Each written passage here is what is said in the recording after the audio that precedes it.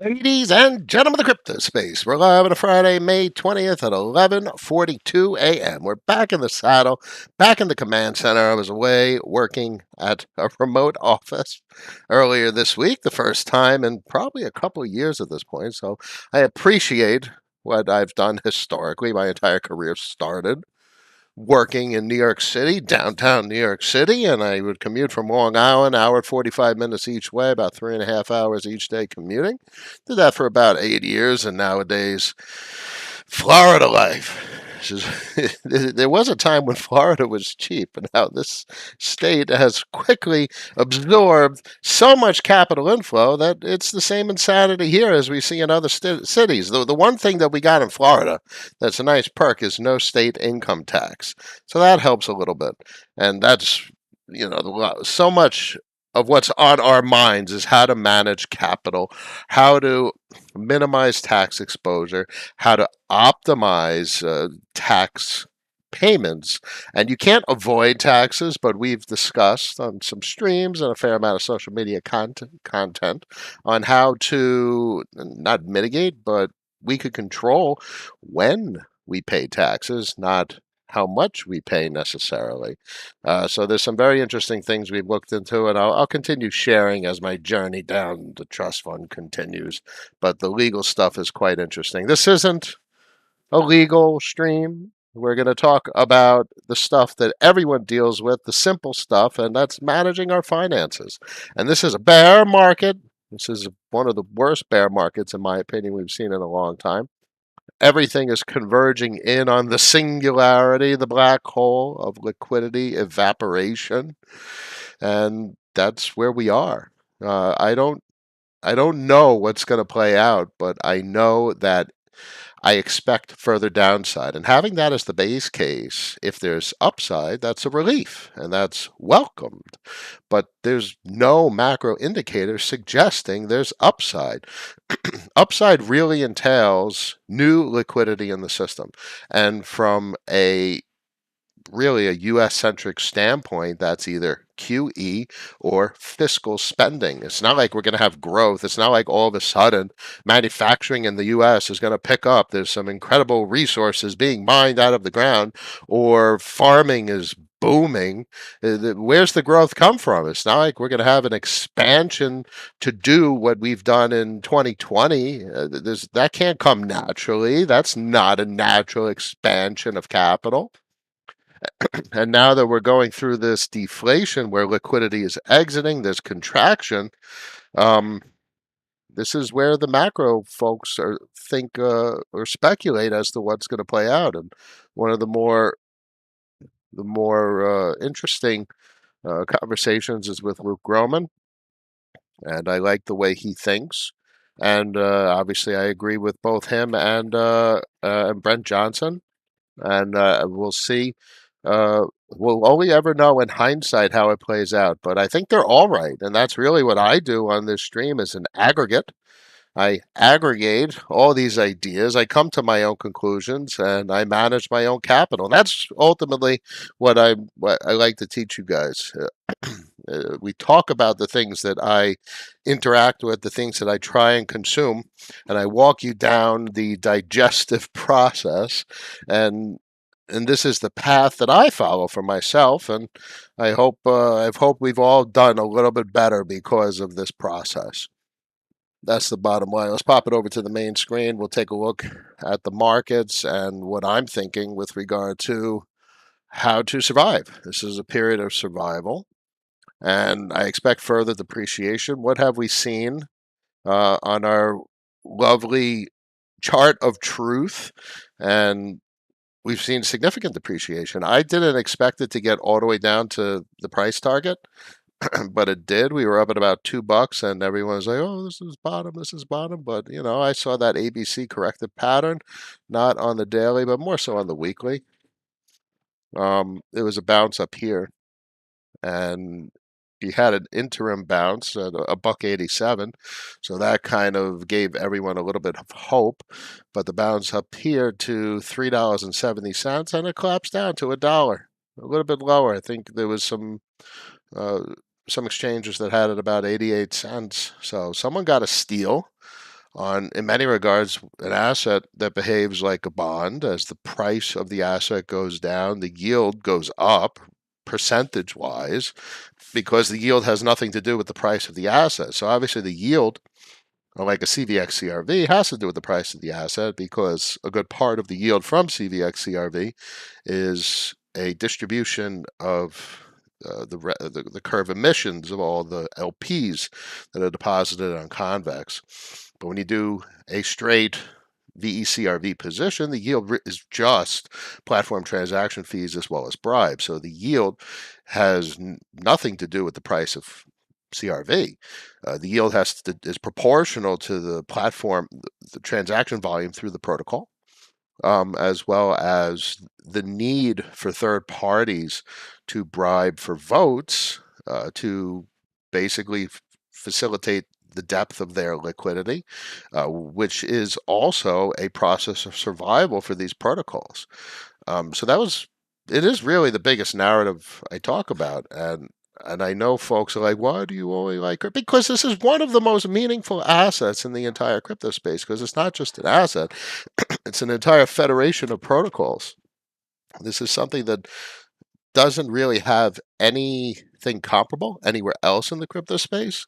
There's a little bit emerging maybe on Phantom around Beethoven, but it's a smaller market, so it's kind of like DeFi summer, and it's as if DeFi summer came to an abrupt halt.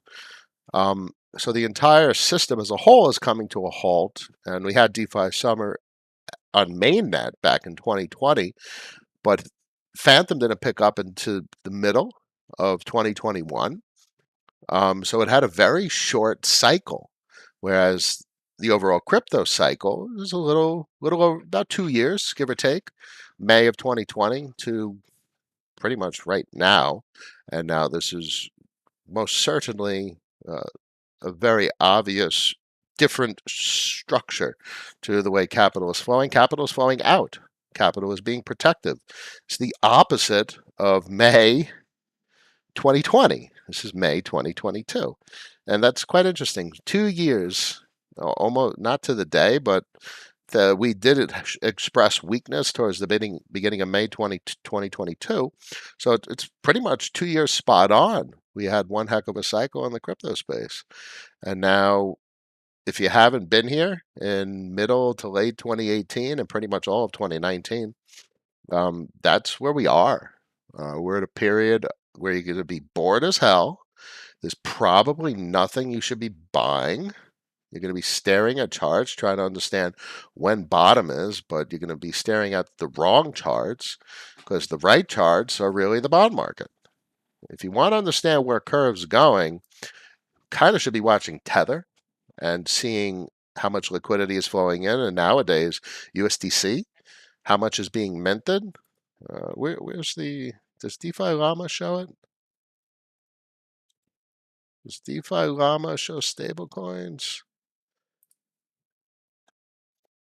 So 10%. So there's a 10% contraction on Tether over the last month. Well, there's your deflationary pressures. There's your capital outflow, and that's exactly where the crypto space is doing what it's doing. Look at that 30% dip on DAI. That's a large amount, $3 billion.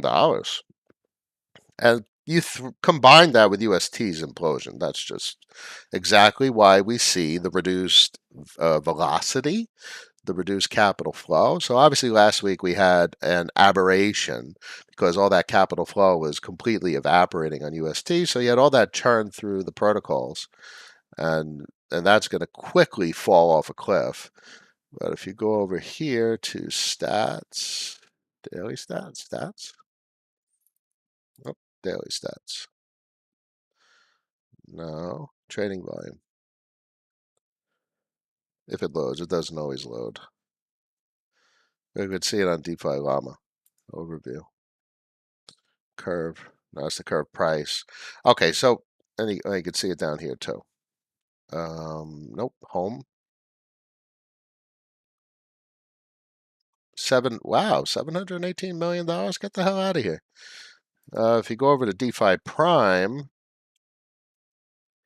This shows you some interesting data. We used to look at this back in 2020. So Uniswap does what it does. I have no idea how the hell I guess for whatever reason that these are the metrics on it. But back on the 11th is the height of the UST mayhem. Curve really came close to overtaking Uniswap, especially on the 8th. Look at these numbers: 2 billion, and Uniswap was 2.1 billion. That's quite interesting. And obviously, things have stabilized back to a bit of normalcy, where Uniswap has significantly more volume. Yeah, multiples, about almost 4 times as much volume. That's just a reality. But what you could see here is quite interesting. It's a duopoly, and obviously Uniswap has the prime seat, but the secondary participant or the secondary actor is most certainly and obviously quantitatively Curve for months and months and months. I don't doesn't Can we go monthly here? Monthly. Obviously, this is completely skewed. Was there $15 billion done in September? No way. DeFi summer. And all those coins they minted out of nothingness and all that shit that absolutely wild. Is that really $15 billion they did? Can't make this shit up. That's crazy. Um so bottom line is expect boredom. Sit back and relax. Get your curve fees. Get your VECRV, your CVXCRV. I want to be buying anything in this market. I mean, maybe if maybe if curve dipped to 75 cents, 50 cents, you know what the yields are going to be. So what you have is that convexity. So as the price point goes down, the yields go up, which is going to drive capital to buy it because it's a buying opportunity. The yields are up, which is basically the way bonds work, where yield is inversely correlated to price, inverse proportionality. So there will be a bottoming effect and a convexity because of uh, the way that mechanism works. So I'd probably deploy a little bit. You can't deploy excessively because what do we have right now? I have stable coins. I have cash in the bank to pay bills, to cover overhead. Can't deploy everything. You need cash on hand to service your monthly overhead. If you don't handle your finances at home rigorously, you should. You need to know exactly how much capital you need per month, and then you could calculate, and that really should include discretionary spending. So let's say you need $3,000 per month to cover your overhead, like car insurance, car payment, mortgage, property tax, and an estimate on food expenditures, schooling for the kids, whatever.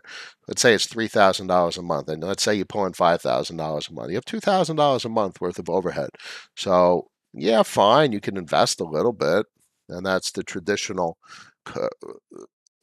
mental exercise that everyone goes through: is how do you save, how do you invest. So you take 25, 30, 40, 50% of that, but you have to keep savings. The most important thing I know persons that engage with the crypto markets overlook is cash, because everyone has an animosity towards cash, and I myself as well. But it's imperative to respect it. Why? Because everything you do on a monthly basis is denominated in cash. You go to gas station to pay gas. They're going to accept cash. They might start accepting stable coins at some point, but don't bank on it. The fact is they accept cash everywhere. And your life revolves around cash. So that means if you pulled out capital in the last couple of months, as we've discussed, it was very open, 20, 30, 40, 50% of the portfolio at times, and now it's probably about 40, 50% of the portfolio right about now. If you pulled out capital and you were lucky enough to save and survive just a little bit of this bearish market, you don't jeopardize that.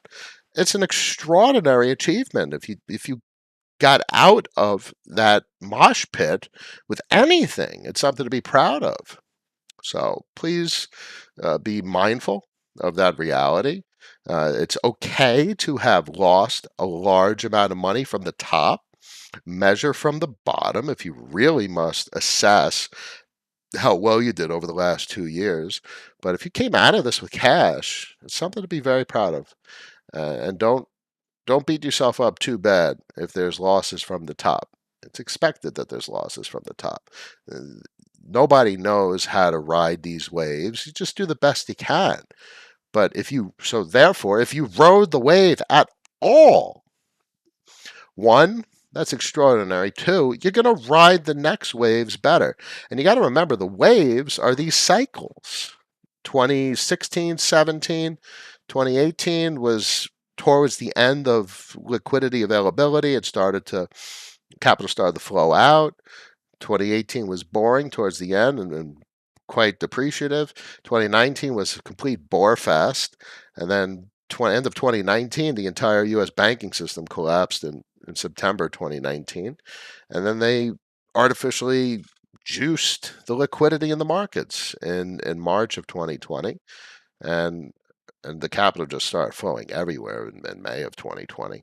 So these are just cycles. These are the waves. Ride the waves. Just that we know where we are and we know when the liquidity will return. The liquidity is not going to spontaneously return. You're not just going to buy something. Like if curve goes to 50 cents, that doesn't mean shit for it to go up, especially Bitcoin and Ethereum, because they don't pay. Don't just expect things to go up just because they've gone down really, really far. It's not just, that's why I always say it's not about buying dips. It's not about finding bottoms. And I will wait post bottom out the other side sometimes to take entries, especially if it's a capital gains play. If it's a revenue stream play, if it's a curve play, yeah, I'm going to want to buy it down low, not expecting the price to necessarily go up, because when the price goes up, what do you think is going to happen to the transaction volume on the protocol? And you're going to want to capture that having bought the depreciated price point on the CRV asset. So expect the price, your portfolio balance is going to go down, but the revenue that the portfolio makes should remain relatively consistent. I expect it to go down. It's not going to go away. I don't think it's going to evaporate into nothingness, um, but it's a period of austerity, and you're going to be making less money. So that those are the two components of the portfolio. I remind you all once again to focus on, and I think the total portfolio value is quite uh, can be marginalized compared to the amount of revenue the portfolio generates, and that's really the best way to measure the success of the portfolio. So expect it to go down, but if your portfolio, like in the next period of bullishness, is generating more revenue than it did maybe middle of 2021, you've done well. Your businesses are performing well, and cash flow is king. It really is. How much you make on a monthly basis? Who gives a crap how much you're worth? All that matters is how much you're making on a monthly basis. That's really the bottom line. Johannes is in the house. Dan, hello. YS. Prophetic Poet, glad to have you back. It's good to be back. I miss the bullish times, but maybe just I miss talking to you guys. Helps me get my mind straight and further digest and process how I really need to be looking at this market. And the better I process it, the better I could share with you guys. And believe me, the more I talk with you guys, the better I understand what the heck to do. Regards from Israel, a pleasure. YS Tap C. Lewis is in the house, still solvent. That's it.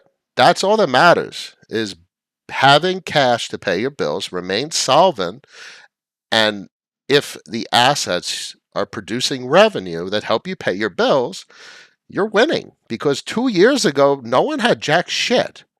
Nobody was making any money in the crypto space. Everyone was still running around like chickens without heads, trying to do capital gains and trying to assess how they're going to extract capital from these markets. And people didn't have a rigorous, not approach, but a rigorous narrative in something that's sustainable.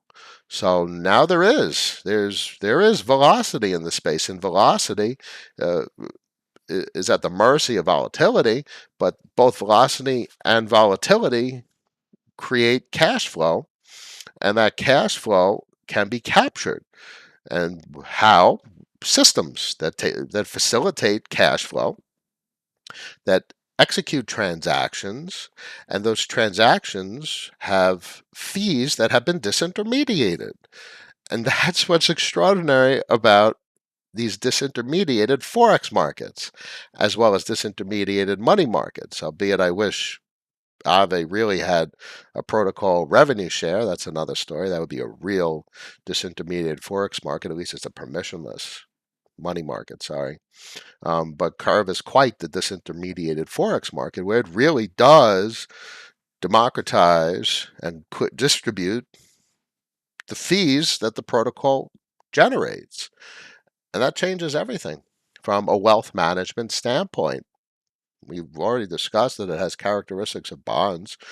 Curve price will go down, but as revenue generated by the position is proportional to the volume through the protocol and inversely proportional to the price of the CRV asset. Quite extraordinary.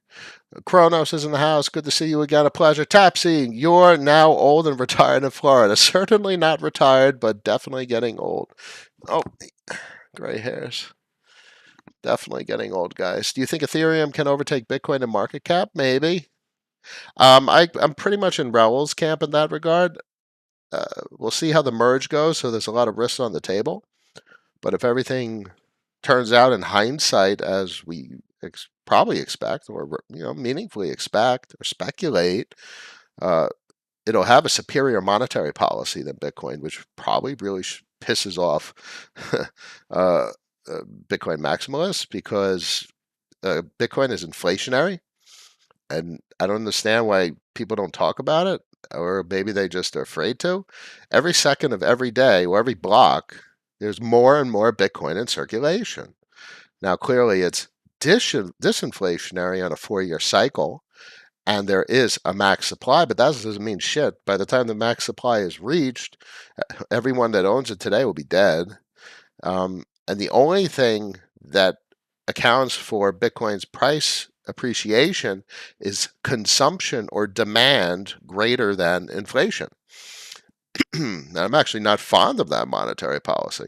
Now, clearly it's sustainable. Clearly it has its mode. Clearly it was the first crypto asset. So I think it'll do well over the years. But what do we always say? We can do better. And I think that's the case. And it's not, I wanted to do better, I hope to do better. Quantitatively, there's better. And I think Ethereum is probably in the best position to capitalize on a superior monetary policy. So Ethereum, as of current, has a stronger fundamental monetary policy than Bitcoin. Now, clearly, there's very different reasons market actors are purchasing it. So Bitcoin hits a very different narrative, and it's clearly playing into the narrative or interest of nation states. And that's something that Ethereum doesn't hit. Ethereum is more enterprise, and businesses are consuming it for business related products and services and functionality, B2B. So, corp to corp as well, um, B2C as well, business to consumer. So, very, very different use cases, very different narratives, but the monetary policy is still quantitatively accessible. And as of right now, what sound on money? What is it? Neutral? There's no emissions? Here, no, 3.8% right now. No, let's go 7 days. Let's go 30 days. There's been 2.3% inflation, which is quite reasonable. But after the merge, it's deflationary. Let's go all 2%. 2% inflation so far for the year.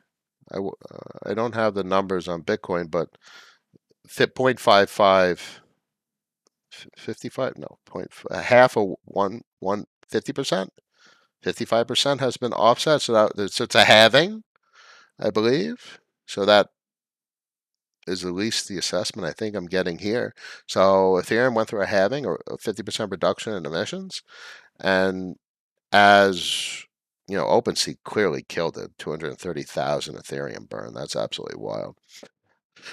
But going from an inflationary, even a disinflationary protocol to a deflationary protocol changes everything. So we'll see how that plays out. This was all about your question. Do you think Ethereum can overtake Bitcoin in market cap? I have no idea, my friend. What I know is I assess from a monetary policy standpoint, and I'm more interested in what Ethereum is doing, and as compared to Bitcoin. I know that the narratives overlap. If Bitcoin succeeds, Ethereum succeeds. If Ethereum succeeds, Bitcoin succeeds. But I find the monetary policy the most interesting way to look at these protocols. The big twats in the house, my man, Crypto Yogi, Noah, Long Island's in the house. Woo! Oh my goodness, good old days. Do you think Day can regain its peg? Unknown. Very complicated to regain peg once lost, which goes into the way I talked about my stablecoin protocol and why it's imperative to completely dominate the peg. The only one that's done that effectively from a programmatic or an algorithmic standpoint thus far is obviously Frax, but DAI has held up extremely well. The CDPs are going to hold up extremely well. Even MIM has done quite well. It came off peg a little bit, but it never was depegged like 50, 60, 70%. Got hit hard, but they had the collateral. That's because it's a CDP. Collateralized debt position is not not the creation of a stablecoin. It's a system that facilitates leverage. So it's collateralized debt. So it's really the manifestation of a euro dollar in a new implementation. So I like CDPs. I don't think they're going to grow as fast as the potential of algorithmic stablecoins. And I know what happened with Luna is going to scar people for a long time. But I think algorithmic stablecoins make perfect sense. They just need to be done well. And the only one who does it well, really, thus far, obviously, has been Frax. So this goes into the position I bought probably like $4, probably a year and a half ago, or when they first launched.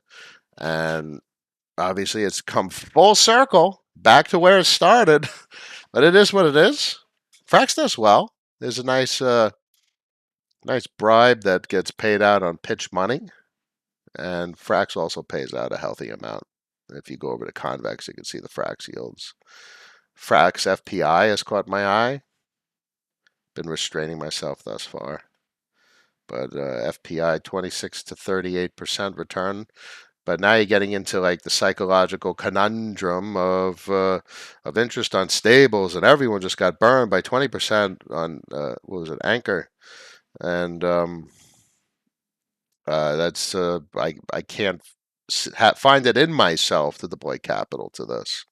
The extent of what I've done with regard to stablecoins is Bancor. Bancor over the years has taken their time deploying. So I don't have any uncomfortability with regard to the stability and security of the protocol. It's just not incredibly lucrative. 5.51% on DAI. Beats the pants out of a bank account. That's about it. I look forward to this protocol actually, along with Catalog, probably the most out of everything right now, because their monetary policy is extraordinary. Man, their price point's been hammered hard. But look at Prince. I'm not going to complain. That's $117. I could take the family out to dinner easily. So it's something. This is right. Look at this. It's a nominal amount of money. 100 grand printed $117 over about a week. I could take the family out to dinner. This is something to be.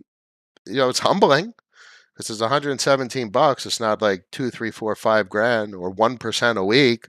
It's not paying 50% a year. It's paying 5%. But this is exactly what I talk about. This is a period of austerity. It's a period that we need to be appreciative of everything and anything that we got. And it's a period of survival. So I am very appreciative. Thank you, Bancor.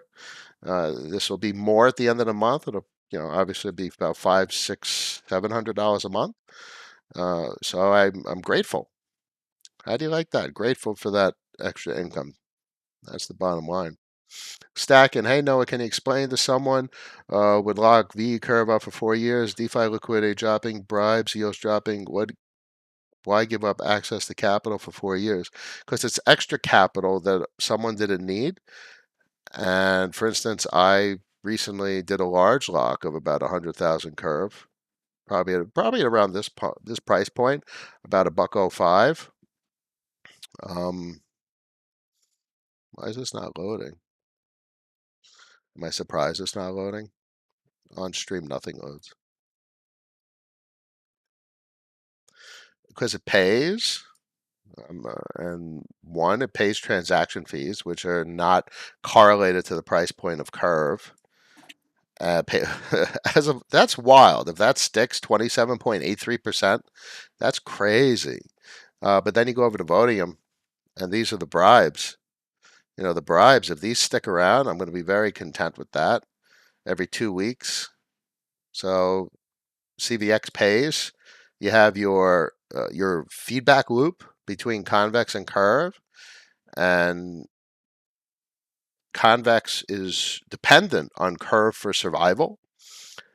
That's why convex will continue to pay this, as well as all the other protocols that are completely dependent on curve for survival. And Curve Market Cap Eth talked about it recently. Stake DAO has their version of VE Curve, Magic CRV, which is Abracadabra's version of VE Curve, and I don't know what's going on with Maker, but if they do something to start locking VE Curve, man, the demand for Curve exceeds available supply. And if you go over to Dune, I showed this on Twitter the other day. This is yesterday. This chart might be one of the most interesting charts going on right about now. I mean, look at this. Look where we are. See the bump right there? There has been no curve emissions since February. No increase in supply.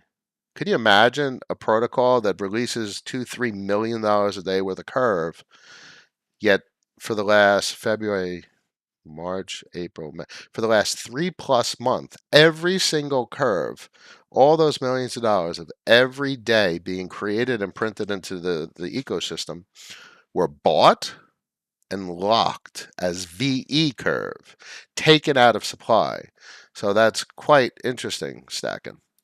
There's a very powerful dynamic that I talk about quite often on social media regarding the Federation and the mandated protocols that are designed to take curve out of circulation and lock it for extended periods of time.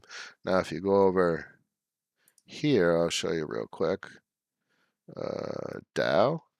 If you go over to locker, yeah, 3.64 years. The average lock time for VE curve positions is 3.64 years. That's an extraordinary amount of time that people are giving up access to the capital. So here's the deal, stacking. Anyone who takes a VE curve position is not giving up access to their capital. I guarantee you the appropriate mental exercise is to think of a VE curve position as a purchase. You don't have this capital, it's gone. Do you want to buy cash flow? You're converting a one-time payment into a recurring revenue stream. And ultimately, since it's not like a REIT or a dividend bearing stock, this is more akin to purchasing a part of a business, and you own it in perpetuity. And it'll get diluted, but if you go over here, release schedule, your position will get diluted in perpetuity. Obviously, the revenue of the position is proportional to the protocol's transaction fee volume. So let's say in 5-10 years, it's doing $20 billion a day, $50 billion a day. Yeah, it's going to get diluted from where it is now, but the 20, 30, 40, $50 billion a day, that's transaction fees are proportional to that and inversely proportional to the increase in VE curve locks. But guess what happens in a couple of years? Emissions taper off significantly. I mean, look at that. That's a massive taper in emissions. And it's a complete flat line after, when is that? 2024? I mean, it's not too long between before emissions significantly taper off. When is this? Thursday, August 8th. It's 2024, August 2024. So in 2 years, two and change years, emissions are going to come down significantly. We're flatlined other than user community incentives. I mean, there's still emissions post this, but that's obviously many years out. I'm sure this chart will get updated. But you see, there's a lot to digest about the Curve ecosystem because it's not just Curve. People that really don't understand the crypto space are looking at it as something to buy an asset, a ticker, CRV. But it's a federation of protocols that have an intricate web of connections to one another that mirror historic macroeconomic processes, manifesting very nostalgic capital flows. And that's why I've been talking about a good part of the crypto space as modelable, as an emerging market. And it's just very, very obvious to me. And that's why I talk about it as such. It just has all the overtones like an emerging market.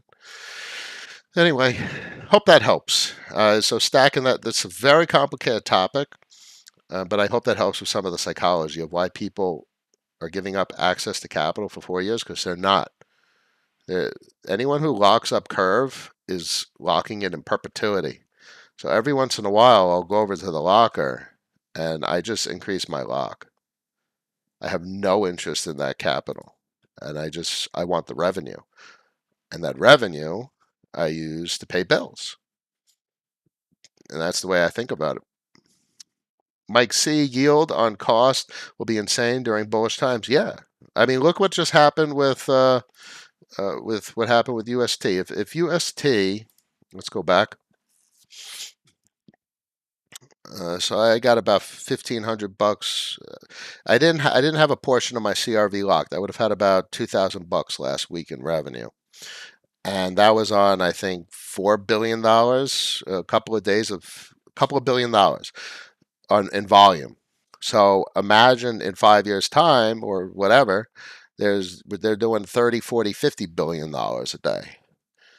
So it'll be diluted, but the point is, if this position's generating $3, 4, $5,000 a week, and that's just the VECRV from transaction fees. What about the bribes and the federation? So there's your speculative aspect to the purchase of a position stack, and not just the price of Curve. The price of Curve doesn't mean anything unless you're speculatively buying Curve at 50 cents and trying to sell it at $6, and you're looking at the total value of the portfolio.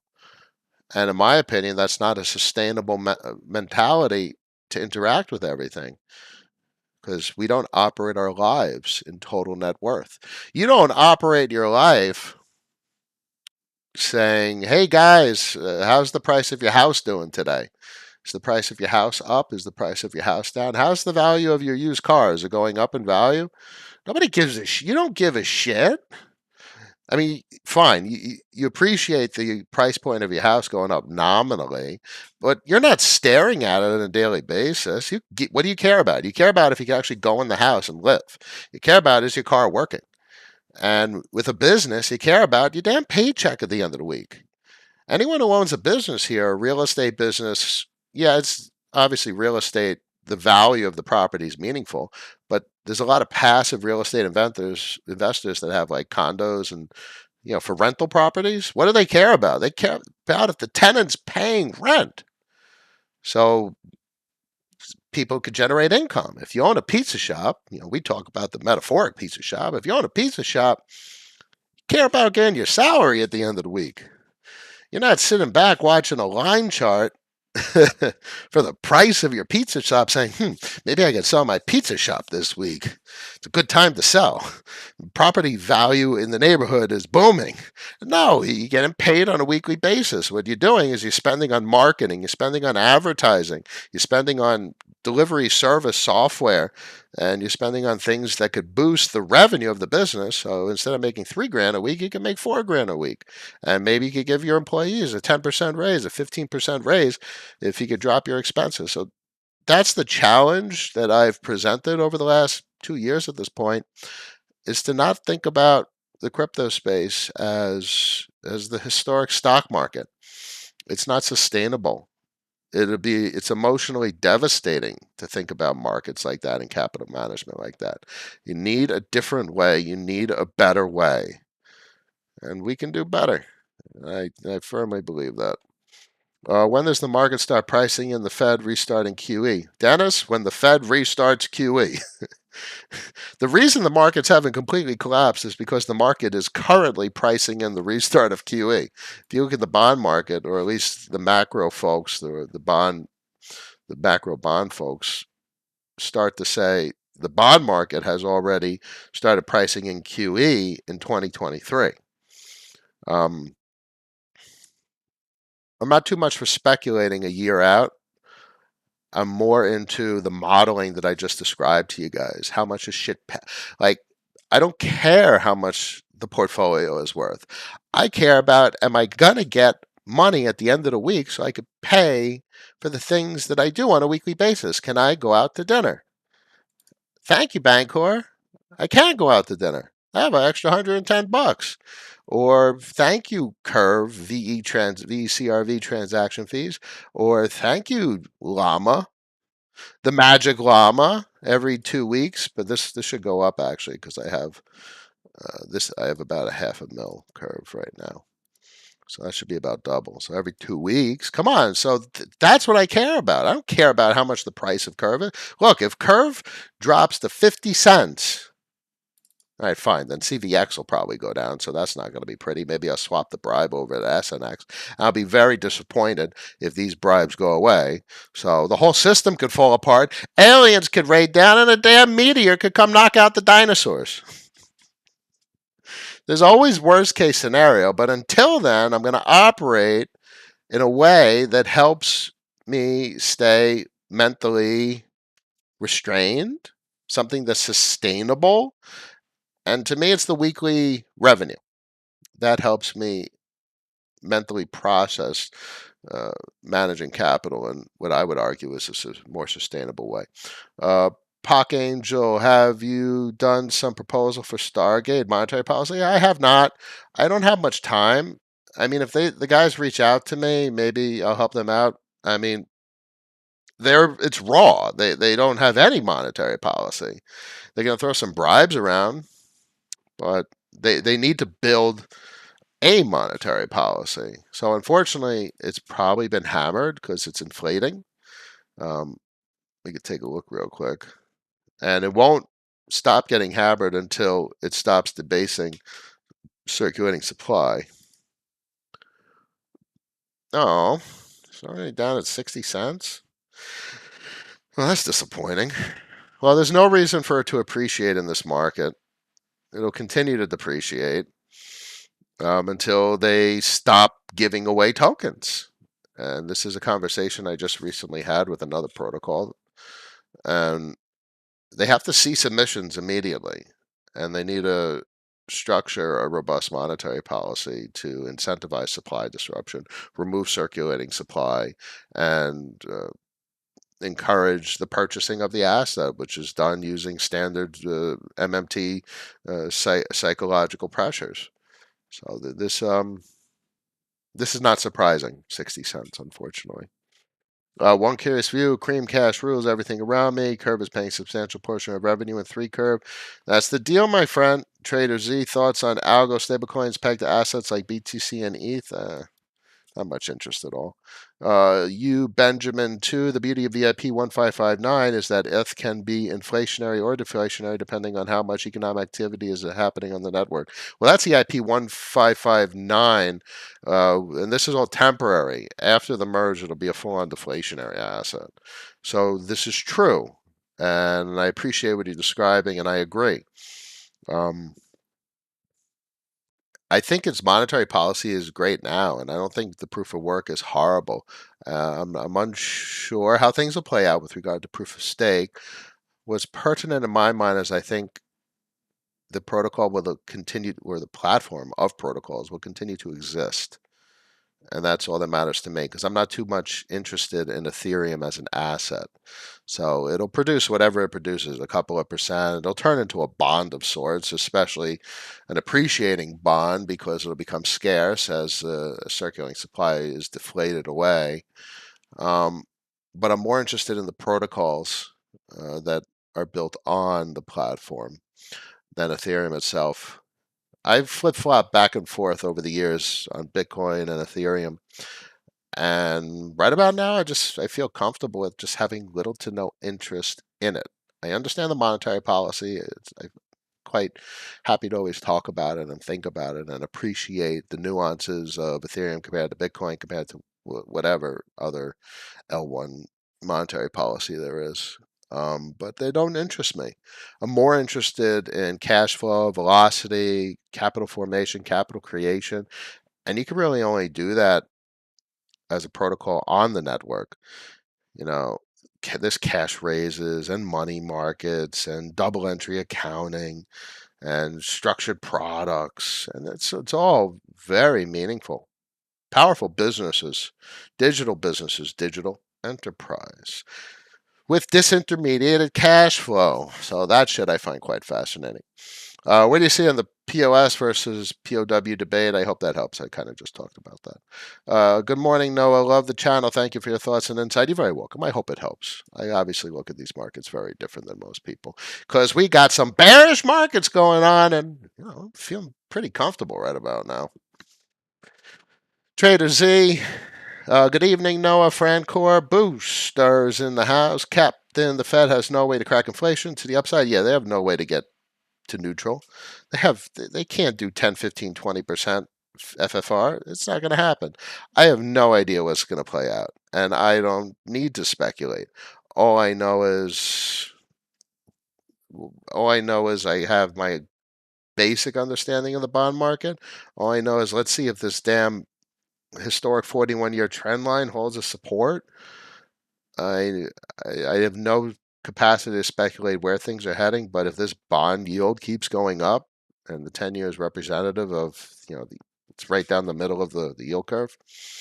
Um, I don't know. That'd be crazy. How does the government pay interest on 3.545%, considering the amount of bonds in circulation? It's a whole macro conversation. I'm not going to digress too much.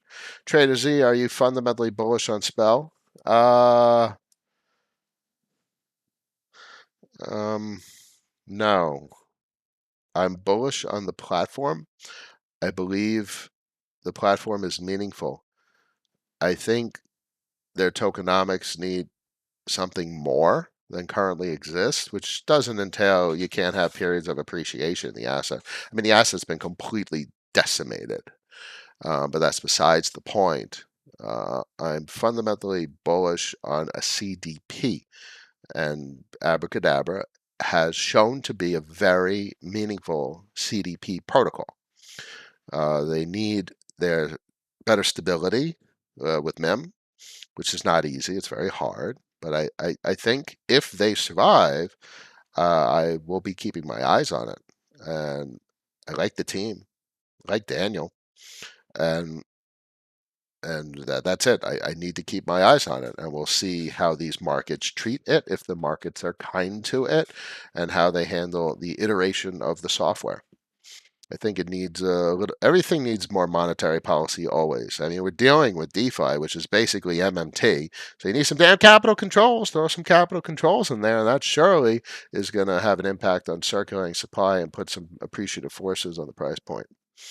How big is risk on stablecoin regulation messing up Curve. Curve is immutable on the Ethereum contracts and hosted via IPFS, the main portal. There's a couple of portals, and then there's protocols like Paraswap and 1inch and other protocols that consume the Curve contracts. So I would say there's zero risk. Ron Skopinski, is it advisable to lock up 5,000 Curve in your opinion?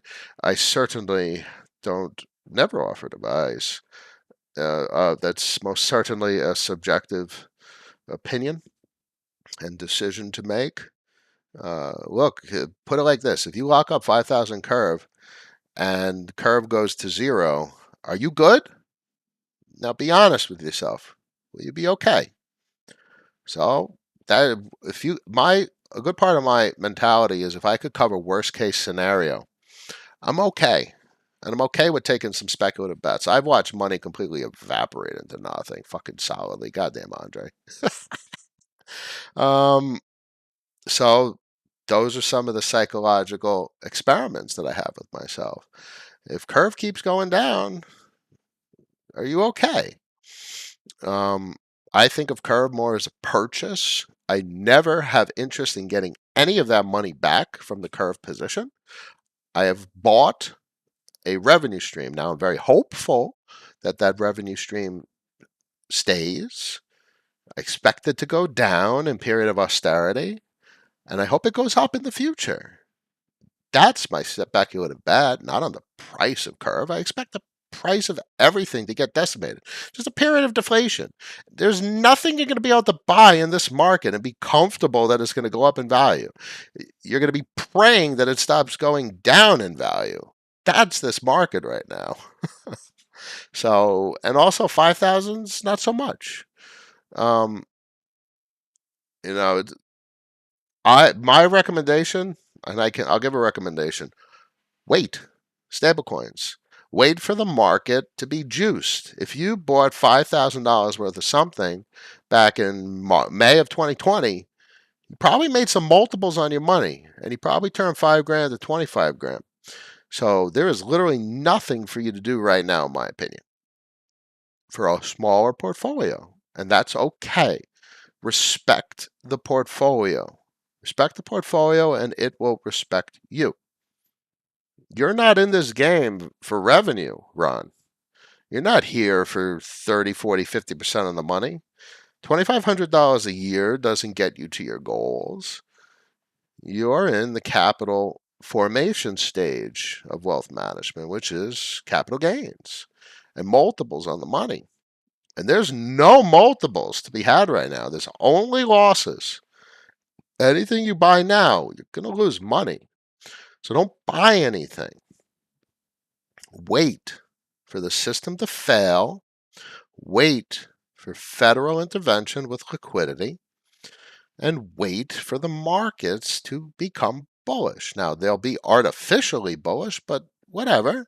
What do you think went on in Caracas? Their stock market went completely vertical. Okay, so wait for up only mode. Wait for when you can turn that into several 20, 30, 40, 50 grand. Wait. And then that's a whole nother topic of conversation when that period of time is that you're waiting for, and how to get those kinds of multiples are certainly not easy, but it's certainly not right now. Do you think there is a possibility that the Fed declares stablecoins as counterfeit money? I don't really give a shit. Uh, uh, I don't. I don't. I don't. Doesn't make much sense. Euro, because they have euro dollars. There's euros out there. Not euros, but euro dollars. So what are they doing? The stable coins are, especially CDP stable coins, MakerDAO, Abracadabra, ChiDAO. These are CDPs. They're literally technologically euro dollars. They're collateralized debt positions, exactly what a damn euro dollar is. So if anything, they want it to exist. It facilitates dollar expansion or capital creation, currency inflation, of which we don't have any. There's no currency inflation. It's profoundly disinflationary. Anyway, I'm not too afraid of regulation. Couple more questions. I'll wrap it up for today. Hey, Cap, since curve emissions drop off in a few years, do you think it makes more sense to opt for a VE curve over CVX if looking 5, 10 years out? I don't know. Tetranode makes a good argument for CVX, but his argument for CVX was the bribes and what has been going on with VCRV. The bribes for VCRV have been more lucrative than the bribes for CVX. So I don't know. And I think the best assessment is that my original thought was correct. We'll only know in hindsight, and the capital will flow between the two assets over time. And who knows, maybe in a couple of years, SDCRV and Magic Curve and maybe other white labeled accumulators of E curve lock will grow and they'll become something that's competitive with the CVX. We'll see what happens because there's a lot of years left for curve emissions. And what they've done very well is commoditize their inflation. So there's going to be a lot of people that want to buy it. That's the Federation. That's big. That's the only thing that's done anything like that is really the dollar and his and reserve currencies that have come before it. I mean, there's literally protocols in the crypto space that are accumulating CRV in reserve, mandated. That's crazy.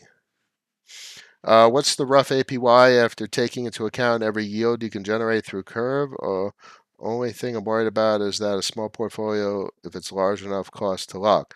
Small portfolios likely won't benefit from Curve too much. It really is a minimum threshold in most regards to be interested in cash flow. Smaller portfolios, as I talked about earlier to Ron, are better suited to do literally nothing in this market. If I had 5, 10 grand, I would not be buying anything. Sit back for a year or two. There is nothing to do. Don't buy anything. This is not the last thing this channel is talking about what to buy. I'm talking about monetary policy. I'm talking about capital flow. I'm talking about how to manage capital. To manage capital, you first got to make capital. So how do you make capital? You make capital with capital gains. Once you make capital, you protect the capital the best you can.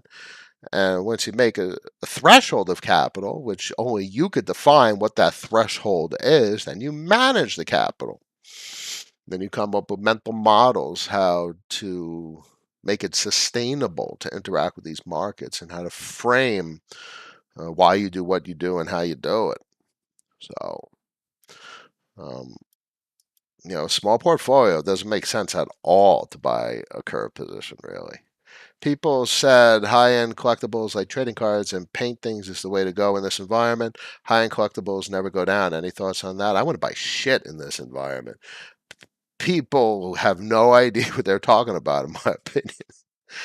This is when cash is king. In a period of austerity, in a period of deflation, the person who has cash can go to the store and buy anything they want, and it's on discount because everyone else stopped buying. So, in my opinion, the thing to buy in this market is cash. Ben is in the house. How are you? Hope everything's okay. Prophetic Poetic, thanks for making it clear. We need to hear the wait. This is wait. Even I'm waiting. I have a cash position. I'm mostly not buying anything. Jake's in the house. Too bad some of us went to stablecoins at the right time but got slammed on UST. Should have listened to you about that Terra caution. My empathy goes out to everyone that got nailed by Terra. I'm very sorry. Listen, I think I lost like 400 grand on Solidly, so I know what it's like to lose capital, and I empathize with any massive loss that anyone has. It's no fun. It's no fun at all to have to start over.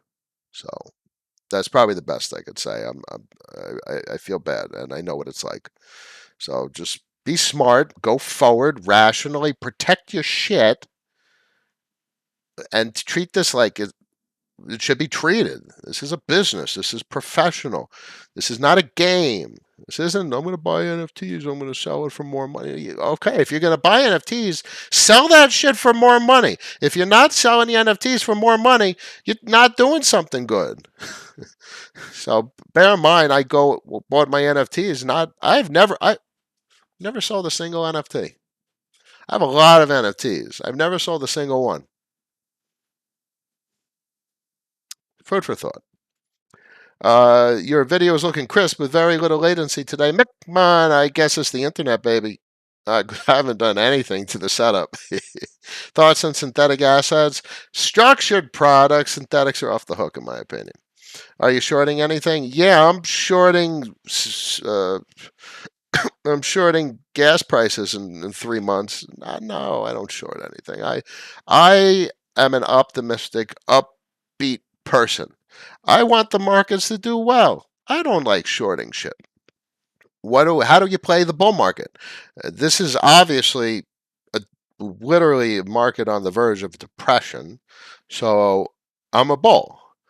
So what do I do in this market? I don't do anything. There is literally nothing to do. So that makes it not very difficult for me to get content to you guys, because a good part of my content is telling you guys to not buy shit. Now, obviously, you go on other streams and maybe there's people shorting stuff, and because there's plenty of capital gains to be made in a bearish market, you make money both ways. But that's just not what processes in my thoughts. That's not how I want to capitalize. Therefore, that is not how I capitalize. And I'll just keep telling you guys the stories, and I'll just keep helping you guys protect your capital. And next time around, when the markets do what we know they're going to do, we're going to hit them with experience. We're going to be triumphant in glorious victory the next time the markets get juiced. Because we'll be coming at them full force with years of experience in capital management. And we'll keep the stream going, so we'll learn the entire time. Friday, May 20th, 12:44 p.m. As always, I thank you all for joining me. I wish you all a good one. After hours on Discord for the most rational community in the entire crypto space. I love all you guys and gals in there, and I greatly appreciate all of you. If anyone needs me one-on-one, noahsimon.com. I'm always around to the best of my abilities. I wish you all a good weekend, and I will see you again on Monday.